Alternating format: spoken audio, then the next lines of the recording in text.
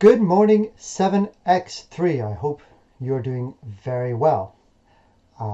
Obviously, this is not the way we wanted to return to our education in 2021, but here we are. Welcome to Lockdown 3.0. I hope you're keeping safe and healthy at home. I miss you in my tutor group, and I'm missing you in my English lesson as well, but we're going to do our best to carry on together. Many of our lessons will start in this way, where I'll have an introductory video that you'll find on my YouTube channel, which I've set up just for this, where I'll be able to walk you through what we're going to do. And I hope this helps you connect and engage with the learning we're going to do over the next 6 or 7 weeks. Over the next term, we're going to be studying two things. First of all, we're going to be studying identity and autobiography, and we're going to be doing a range of activities around that. And we're also going to be spending some time looking at Greek myths. And in fact, today we're going to start with one of these, and just a little bit of work around one of the oldest Greek myths. And then we're going to link this back to this idea of identity and autobiography, and we're going to carry on from there. One reason why we're looking at this, and we're going to begin at the beginning of these stories with the creation myth of the Greeks, is to answer some of these questions that you can see on the left side of the screen. For example, what is mythology? And why are we studying it? And within that, there are questions that people have asked for thousands of years and still ask today. For example, how was the universe created? And who created the creators? Who created humanity? Where did we come from? More specific to what we're studying, who are the Greek gods, or who were they? Why do humans even exist? How did our world end up the way it is? These are questions that we might have today, and they were the same questions that the Greeks had many thousands of years ago, as well as the many cultures that existed around the Greeks. Because while we'll be studying a very specific group of stories that maybe answer some of these questions, of course the Greeks did not live on their own, and they were surrounded by other people who had their own stories that influenced each other. But for now, let's focus on the ones in front of us. We're going to switch over now to reading the first of our stories. The Beginnings of Man, Prometheus and Pandora. What were things like in the very beginning? This is a question which has puzzled men of all times and places. None know the answer for certain, because the records of history do not go back far enough. Like other races, the Greeks asked themselves the question, and the answer they gave was this. In the beginning of time, before the creation of heaven, earth, and ocean, there was chaos. Vague and dark, neither liquid, solid, nor vapor, but a mixture of all three. Everything was a shapeless mass, in which lay hid the seeds of things as they were later to be. At last, the oldest of the gods brought order into chaos and separated heaven from earth and earth from sea. The heavens were clear and filled with innumerable stars. The earth was dry and contained hills, valleys, and plains. The sea flowed blue and green in its restless currents about the shores of the world. Of all the elements that made up chaos, fire was the lightest. And so fire rose up highest and formed the heavens.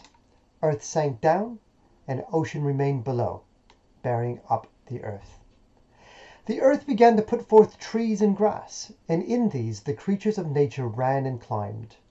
Fishes swam in the fresh rivers that flowed down the valleys. Other kind of fish inhabited the ocean. So things began after the creation of heaven, earth, and sea. Then one of the gods, it is not known which, thought that a nobler creature was wanted than all the animals of the air, the land, and the water. Some creature wiser and greater than they. So man was made. The creator of man was the giant Prometheus. He came of the race of the Titans, a giant people who were born on the earth before man. Prometheus saw that man must be made from the earth, since only gods could be made of heavenly substance. He took handfuls of earth and kneaded them with water into the shape of a god. What separated man from all other animals was that, while they crept on their bellies or ran and trotted about on all fours, man alone walked upright on 2 feet. While other creatures looked downwards towards the earth from which they came, man looked upwards to the heavens, because he had been made in the image of the gods who dwell there. It was to Prometheus, the Titan, and his brother Epimetheus that the gods entrusted the work of making man and fitting him to live on earth among the animals. It was a special task of Epimetheus to provide the creatures with the qualities and parts they needed. Swiftness to the tiger, strength to the lion, wings for the birds and fins for the fishes. The fox was given cunning, the wolf ferocity, and the elephant his huge size and his thick, leathery skin. But what was to be given to man, who was to be greater than all other animals? He could never have claws like those of the tiger, nor speed like that of the horse. He could not fly like an eagle or grow horns like a deer. Even the little hare was faster than he, and the spotted leopard better at hiding himself among the trees. How could man live in a world full of creatures such as these? His skin was fine and soft, his teeth and nails small, his whole body unfitted to survive without some greater power. The truth was that Epimetheus had used up all the gifts in his possession and had nothing special left to give to man. So he went to his brother Prometheus and asked him to help. "What can I give man?" he asked, "to make him stronger and greater than all other creatures?" "We must give him..." Okay, so now we're going to turn to some questions about what we've just read together.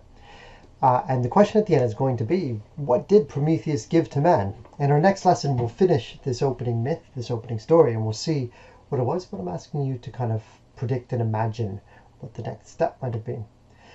So at this point, you'll find in Teams,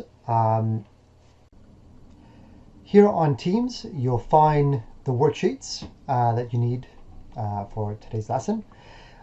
Here is the worksheet on what we've just read together. And these questions should be pretty self-explanatory. So you got some comprehension questions on what we've just read. You can go back into the text and find the precise answers to these 5 questions. They're in chronological order, so they happen in the order that we read. And then here's the prediction question that I've already given you. And for those of you who are looking for a bit more of a challenge, I invite you to attempt this extension work, where you'll pick one other culture. So whether it's the Norse, or Babylonians, or Hebrew, or the Sumerians, First Nation people of the Americas, or another culture of your own choice, and you will look into what is the creation story for that culture. And there's a range of very interesting ones out there. So I invite you to take this on. I will try and reward anyone who does this extra bit of work, who goes that extra mile. And there you are, 7x3. There's your lesson for today. Good luck with it.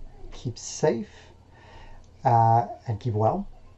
I do look forward to when we're able to return to the classroom and to our tutor group as well. But in the meantime, best of luck, and I'll see you next week. Goodbye.